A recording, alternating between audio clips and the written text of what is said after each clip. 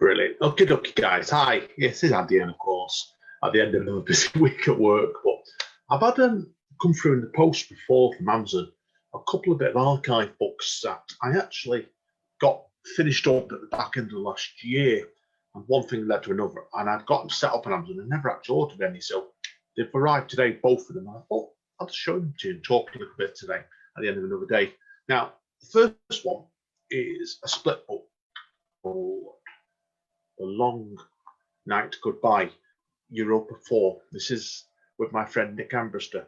And me, Nick, blimey now, has been working on this series now for probably a better part of 8 years now. What we've been doing is, with these books, we've just been splitting the book in half each and talking about our various concerns about the actual impact of war itself. And it kind of makes sense today, really, because after some of the scenes I've been seeing in other countries recently, and to talk about this book today, because my half of the book, Nick will talk about it in his own way, I know he does, but mine was set in a town that I wasn't going to name, but somebody actually thought it was London when I was doing this originally. It's not London, so. But I wanted to try and tell tiny little poems and try and build a bigger narrative. So I'm going to read a couple of these out to you now. So the book's available on Amazon, you can easily get it. So. And I probably will end up doing an audio book as well at one point as well. So, right, what do we do? It was 15 of these, but I'll read out the first 10 or so, okay? Because you'll see how I get a feel from going for these today. Heroic. Feeling heroic beforehand, he soon became a coward when the first bomb landed. Heroic 2. Trying to guide yourself into an emotional closure, even the rain gave up trying that night when the first bomb landed, masking all your problems into dust. Heroic 3. Fathers became beacons of sounds when that bomb first fell, holding their children under their coats, whispering it would all be over soon, even if they didn't have a clue, or indeed whether they would all live. Heroic 4. Dogs were seen trying to pull their owners along on the floor, whether they were alive or dead afterwards, after the first round of shelling, as heroic as any man. Heroic 5. Children lost their innocence when they saw their best friends trapped underneath blasted buildings and do everything they could to help until others saw what happened and came running too. Heroic 6. Pensioners who had barely been able to walk half an hour before dropped their canes and got onto the floor in a frantic attempt to try and help with the digging, prayer-like, before needing to help themselves afterwards to get back up again afterwards. Right, that's the first little sequence of that, and I'll read out to you as well. The second sequence, which is 6 more little poems in these. This one's called Victims. Some died from the smoke, choking in the air, until their breath turned green and their bodies became fixed bayonets into the ground once the bomb built up by clapping hands. Victims 2. And how about the homeless man on the back of the bus station?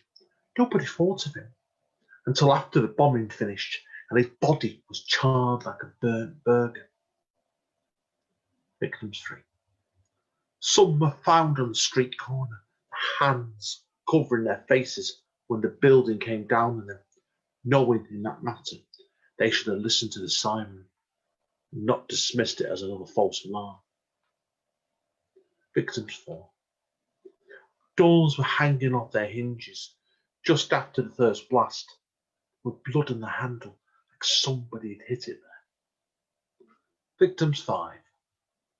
Some of the victims were cut in half from one end of the street to the other and were still trying to escape no matter what they'd been missing, right up until the second bomb fell. Victim 6. Scratching behind bins, one homeless child survived, in a fit of tears somehow, when the shelter wouldn't let them in, after stealing from the local policeman the week before, blowing his absence in fear to his brothers who had hid behind the next civet bins. I'll stop there because you get a feel for it from most of the book. It's not a particularly happy book, but I wanted to try and show just tiny little short pieces how people's lives would have been affected by in a bomb time field like that. It's no happy ending to it, but it raised the point really. So, okay, the other little book I've done, well, came out back in the last year really, and I wanted to talk about it today. This one's something completely different now. This one's called Games People Play on Other Nonsense Poems. The cover for this one, as you can see, was designed by Amanda, of course. Now, this is something completely different because anybody that's known me for quite a while on the poetry side know my first book, Return to Kemptown, came out in 2010. Now, at that time, Return to Kemptown was perhaps a transitional book because I was writing a lot more comedy pieces back then. Hard to believe, but I was. And Return to Kemptown, I wanted to have little bits of that in and also more serious stuff, which was heading into on my second, third book, for example, The End of Summer and The Birth of Autumn, when I took the book stage more serious and the serious writing after I became diabetic. When I first started performing poetry in the beginning of 2007, 2008, I did do a lot more lighter material. And at the time I returned to Kemptown, I could have gone either way into carrying on doing The End of Summer and The Birth of Autumn, or to more lighter material. Sadly, I lost two dear friends at that time in 2009 and 2010, both of which died just before Return to Kemptown originally came out. And after that, I became a serious writer for whatever reason, really. But I wanted to go back and do this book last year, really, when I was doing Return to Kemptown, because Return to Kemptown, when I reissued it on its 10th anniversary, I wanted it to have a bit more reflection, a bit more balance of the piece I was writing at the time. And there was a lot of pieces I could have put in that book, but I decided against it. I wanted there and then to give some of these lighter pieces their own voice, really, because I thought they deserved to have a little book. Getting the book together now, certainly in April onwards this year, I've been covering a fortnight workshop with Amanda and a couple of her friends, and sometimes I've actually been producing quite little comical pieces, and it kind of got back in thinking, well, I should really perhaps look at this book and put a couple of these new little ones in some of the old classics that people will know me from originally. So Games People Play and Other Nonsense Poems came from that, really. And you'll find with it, if you get hold of this book, there's a variety of comical pieces in it.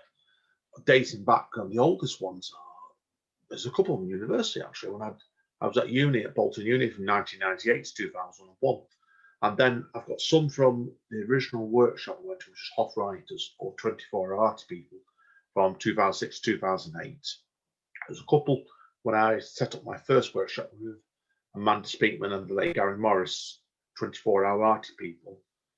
No, sorry, wasn't Trio Writers. And then I went into other workshops after that and ran as well. So it's a good selection, this book. And I'm going to pick out, first of all, a couple of children's poems, actually. And these were wrote originally, actually, from a then band Word Music 10 years ago when we toured Ireland for the second time. So, and they ended up making, these ended up in the chapbook at the time, and it's impossible to find now. And also got played live a bit as well. So I'll read up two from that first of all. Games People Play. Paul wanted to play Monopoly, but Chris said chess. Paul crossed his arms. Connect, four. Paul said battleships. Paul stamped his feet. Operation. But Chris whispered drafts. Paul said Cluedo. So Chris stamped it. Okay. Next one is Animals in Their Bags. This is pretty self-explanatory, this one. Mickey's got a lion in his bag. Paul's got an elephant. Luke's got a tiger. Well, Matthew's got a monkey. David's got a gorilla. Well, Stephen's got a dinosaur. Gavin's got a penguin. Well, I've got my sandwiches.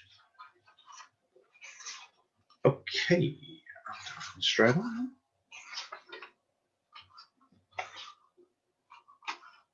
Okay, I'll do another children's poem now. There was quite a few in this book, and this is an old favourite of mine, of course. I hid a lion in my bag. On the way to school last Tuesday, I saw a baby lion sat on the road with a fawn in his paw. His face was very tiny, like a kitten, and his tail was tied up and knocked to a lamppost. After pulling out his fawn and untangling his tail, he licked my face before following me to school like my pet dog. Once in school, I hid him in my bag, and he sat there all day, as good as gold. At lunchtime, I fed him part of my Mars bar, and he sat there all day, as good as gold, until the bee annoyed him halfway through maths. Okay, right, next one. This one's probably the oldest piece in the book, actually. I wrote it in 1999 as an assignment at uni, actually. Went down really well, this as well. Gone, gone, gone. Somebody else is sitting by your desk and switching off your PC. Somebody else comes through your door and frowns when you used to smile. Somebody else with a purple pinstripe shirt instead of your long black shirt. Somebody else who smiles nervously instead of your loud good morning.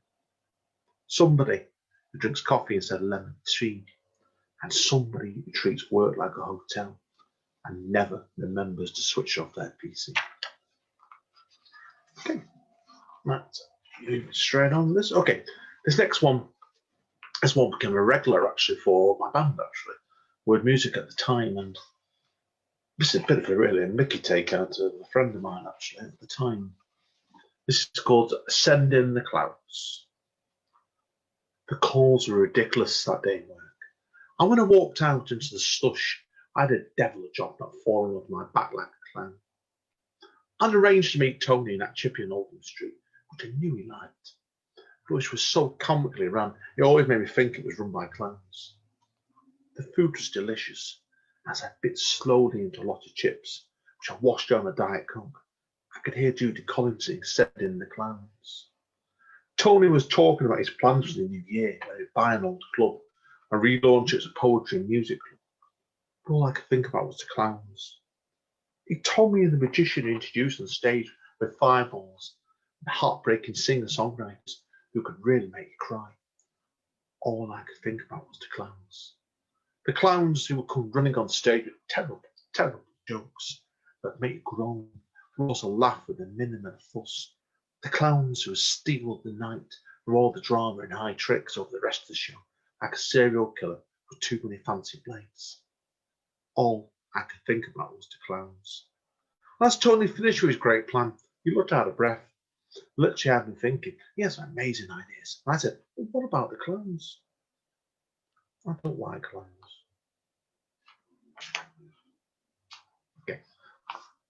I'm going to read one or two more from the end of the book, because there's a couple of these that are really, really short pieces. I'll read out a couple of new ones, okay? Okay, this one I did actually in a workshop very recently, actually, a couple months ago. Rage. Descending from a racer chicken then, he could not understand why the police arrested him when he entered KFC and went on a rampage after thinking they'd killed his Uncle Tony. Okay, chair throwing. This is also from the workshops. An empty chair throws itself at me through the air. I dread to think what it'd be like if my ex was sat on it as well. The last one from the workshops, really, and I'll read one more to conclude after this, maybe two. This is the last one from the workshops. Strange breakfast.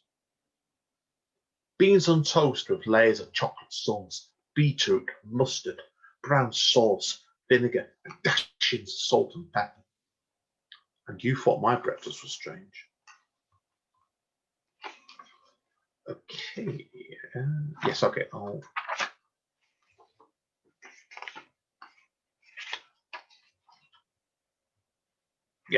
do these two, okay? This one is another word music one, this was. And it's a true story as well, called Buxton to Manchester. First he poured a 2-litre bottle of Diet Coke like a cat toying with a saucer of milk. Once he got the bottle open, he took a sip, and after a slight pause, he took another, like he was an Olympic swimmer.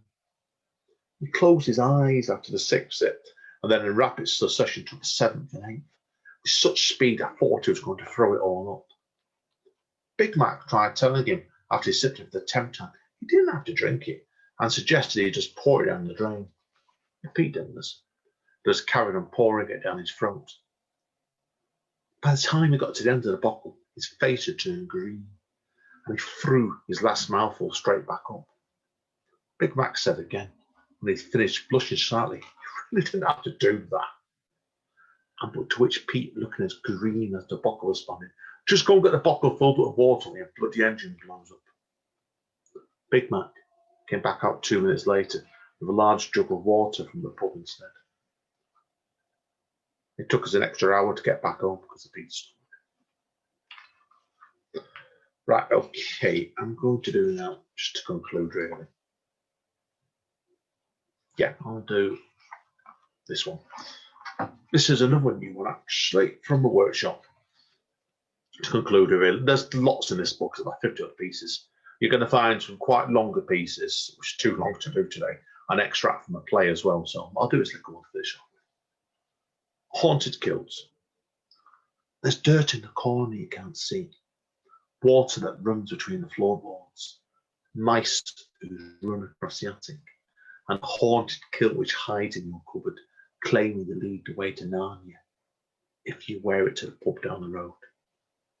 There's rat poison in your cup of soup, laxatives in your curry, water in your vodka, and a haunted kilt which hides in your cupboard, which claims to have next week's lottery numbers if you wear it to the pub down the road.